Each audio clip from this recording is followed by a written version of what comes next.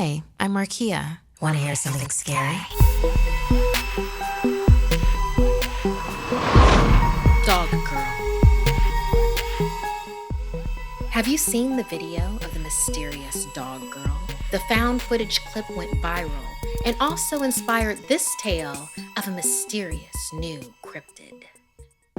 One night, Regina slept over at her cousin Tiff's while her aunt and uncle were on an overnight work trip. The girls made a blanket fort in Tiff's living room and stayed up late to tell each other spooky stories. Tiff's family had only recently moved into the house, but she was anxious to tell her cousin a story about her new home. Apparently, 10 years ago, the first owners of this house claimed their young daughter Ella had gone missing, began Tiff. They were in the living room, watching TV, when they heard their daughter's screams from the bathroom. There was scratching and whimpering coming from behind the door. The father shouted Ella's name, but there was no response. When the dad managed to kick down the bathroom door, they nearly fainted at what they saw. The floor and walls were covered in blood. Scratches covered the shower curtain, and in the bathtub, the water was stained with blood. But Ella was gone. The room was empty, door locked.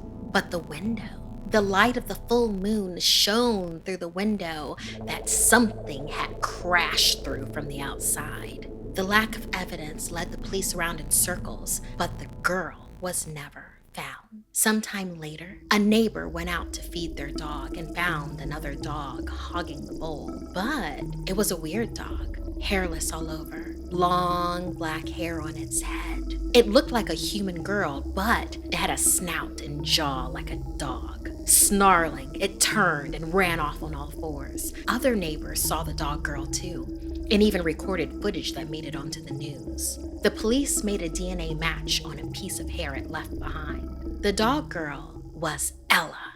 It turns out that after she'd somehow been transformed into this wild thing, she tried to go back home, but her parents couldn't handle her and tried to abandon her in the wild. When they were caught neglecting her, the dad committed suicide, and the mom was locked away for abandoning their child.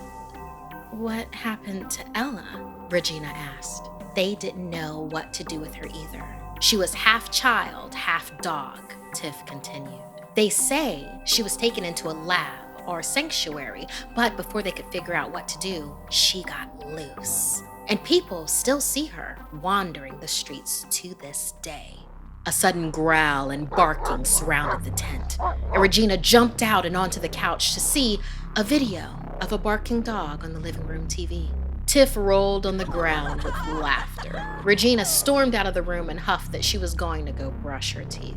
As Tiff was catching her breath, she suddenly heard scratching and tapping on the tile in the front hall. Regina, I thought you went to the bathroom. Tiff peered into the darkened hallway and saw a figure in the dark, sniffing around on all fours like a dog. The scratching intensified. Hey, Regina, sorry about the joke, but can you stop that? At the sound of her voice, Tiff watched as the figure froze, focused on her, and started to growl low in its throat, then began approaching her on its hands and feet. Regina, Tiff whimpered, feeling the cold draft blow in through the now open front door. As the shape stalked closer, Tiff realized it wasn't Regina at all. Out of the dark emerged a large, pale snout with snarling fangs and a head of long, tangled black hair. Its human-like eyes locked with Tiff's as the beast's shuddering jaw growled and dripped foam, steam panting off its breath. Its claws tapped and scratched on the tile. The claws were attached to limbs resembling human hands and feet. It agilely crept closer. Ella? Regina would never forget the unearthly snarling, tearing, and screaming she heard from the hall as she came out of the bathroom, hands still wet from the sink. She had no way to explain to Tiff's parents or authorities the trail of blood and evidence of struggle that had been dragged through the front door. When Tiff's mangled remains were found, her death had been ruled as an animal attack. But deep down, Regina knew Ella had come home.